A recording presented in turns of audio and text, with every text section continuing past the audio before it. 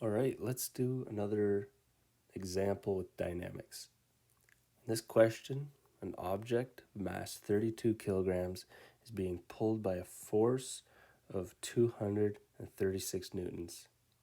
If mu, or the coefficient of friction, is equal to 0.38 between the object and the ground, find the acceleration of the object. So let's start this question by drawing a free body diagram. So we're going to draw a free body diagram of our object. So I'm just going to draw a box here to represent our object here. Now, what information do we know about it? Well, its mass is 32 kilograms. So I'm going to write that in the middle, 32 kilograms. Another important thing to know is that the object is not moving up or down. It's sitting on the ground somewhere, so I'm going to draw the ground. That's important to add in your free body diagram so that we know the object is not just floating in space somewhere. And then the last piece that we know here is that it's being pulled by a force of 236 newtons. Oops. And we don't know what direction it's being pulled, so I'm just going to assume it's to the right here. 236 newtons.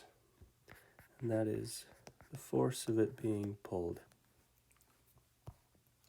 So what else? What other information do we know here?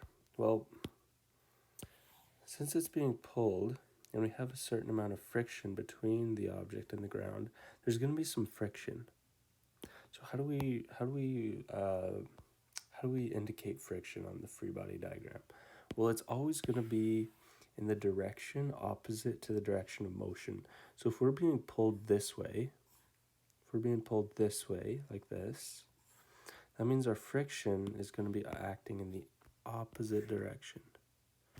So this is going to be our friction acting in this direction. We'll label this F friction. And then another value that we don't know the value of it, but we do know there's a force here. That's the force of gravity. As long as we're on planet Earth, there's going to be gravity. And then looking at this, well, what force are we missing?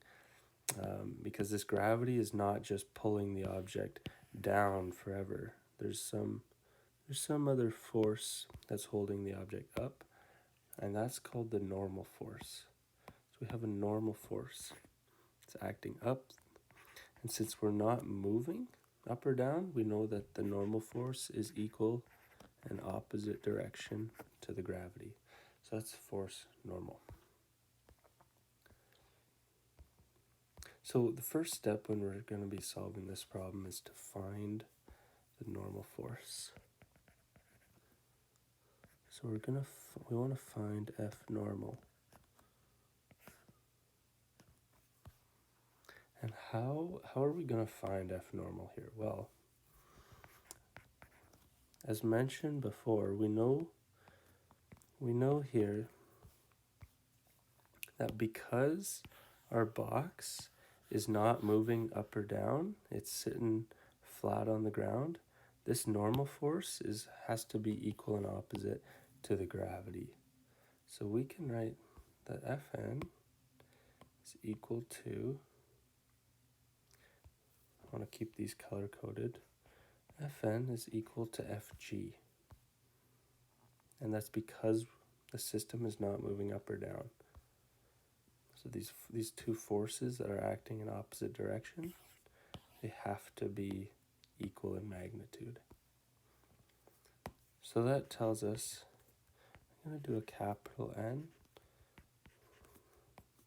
That tells us that the normal force is equal to mg because the force of gravity is mg.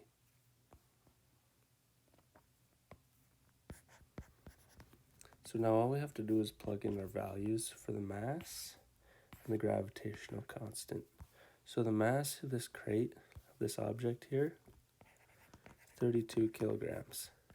And we know that g on Earth is 9.81 meters per second squared. So now just plugging this into our calculator, we'll get, and I encourage you to try this along with me and see if you get the same answer. We'll get that the normal force is 313.92 newtons. And that brings us to the next step, to find the force of friction.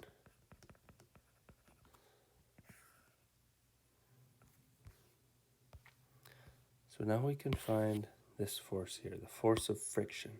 And once we know the force of friction and the force that it's being pulled with, we'll be able to calculate the acceleration. So let's find this force of friction here. So the force of friction,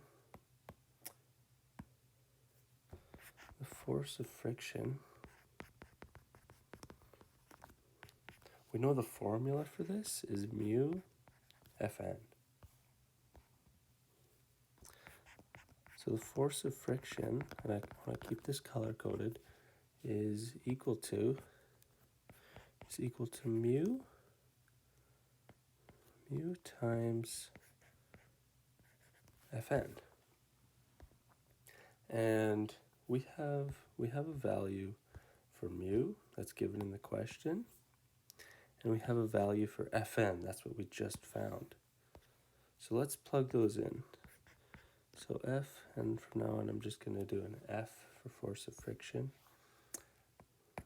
is equal to mu, so 0.38 is given in the question, and the value that we just found for the normal force multiplied by 313.92 newtons. And again, all we have to do is plug this into our calculator. And again, do this along with me. It's always good to practice these things. So that gives us that the force of friction is equal to 119.29 newtons. So what I want to do now is I'm going to take this free body diagram and I'm going to redraw it down lower. Rather, I'm going to copy and paste it because that's going to be a little bit faster, but it's going to be the same diagram but redrawn. I'm going to call this free body diagram with values, because we're going to be plugging in, I'm going to indicate the values that we've found and write them on this free body diagram. So the force, the normal force, I'm going to write that on here. So 313.92 newtons, and we found a force of friction. I'm going to write that on here. It's equal to 119.29 newtons. 119.29 newtons. And the force of gravity, well, we didn't exactly find any value for the force of gravity, but we do know that Fn is equal to Fg. So our Fg is also going to be this value here, 313.92. And again, the fact that our normal force and our force of gravity are equal indicates that our box is not moving up or down. It's staying the same elevation, because these two forces here are equal but in opposite directions. Whereas when we look at the force that our object is being pulled with and the force of friction, these are not equal. This force is bigger than this force, meaning that our object's going to be moving this way, and not only moving, this is actually going to be accelerating in this direction where there's more force. It's going to be accelerating towards this direction. And just like the question's asking, we're looking to find that acceleration.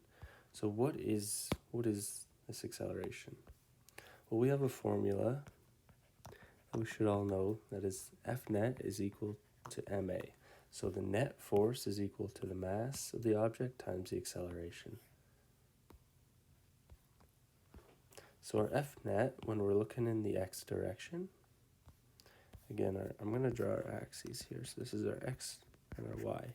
So when we're going along the x direction, where this is positive, we've got this force here and this force here.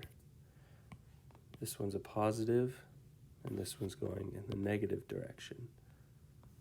So the way I'm going to write our net force is going to be 236 newtons as a positive minus this negative force here.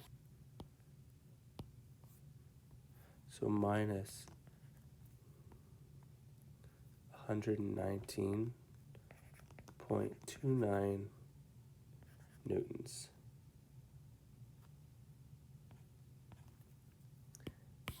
So that's one side of our equation. And the other side is MA. So our mass is 32 kilograms multiplied by our acceleration, which is our unknown. And I want to keep this one here color-coded, so we can see that that is our friction. So now we just have to type these values into our calculator. So 236 minus 119.29, that's equal to 116.71 newtons. That's equal to 32 kilograms times acceleration. And now we have to isolate for A. We want A to be by itself on one side of the equation. So this 32 kilogram has to come to the other side. And since we have a multiplication on this side, when we bring it over, it's going to be a division. So I'll do that. In the next step, 116.71 newtons divided by 32 kilograms is equal to A. And when we type that in our calculators, try this along with me, we get a value of 3.647. And the units, newtons per kilogram, is equal to A. Now we could leave our answer like this, but I want to go a step further and fix these units. So in Newton, I'm going to rewrite that. You know, the base units for a Newton is kilogram, meter per second squared. And then this kilogram, it's going to stay as a kilogram on the bottom here. But what we notice now is when we write our newtons like this, so remember our newtons, this is our newtons, and our kilograms, it's just our kilograms. So when we write them like this, these kilograms cancel out, and we're left with meters per second squared. So we have 3.647 meters per second squared is equal to acceleration. And that is the units that we are familiar with and that we like to work with for acceleration. So writing the answer out here. And I'm going to actually round this to just two significant digits. So since our next digit's a 4, it's not going to round to a 7, so it's going to stay as 3.6 meters per second squared. And that will be our final answer.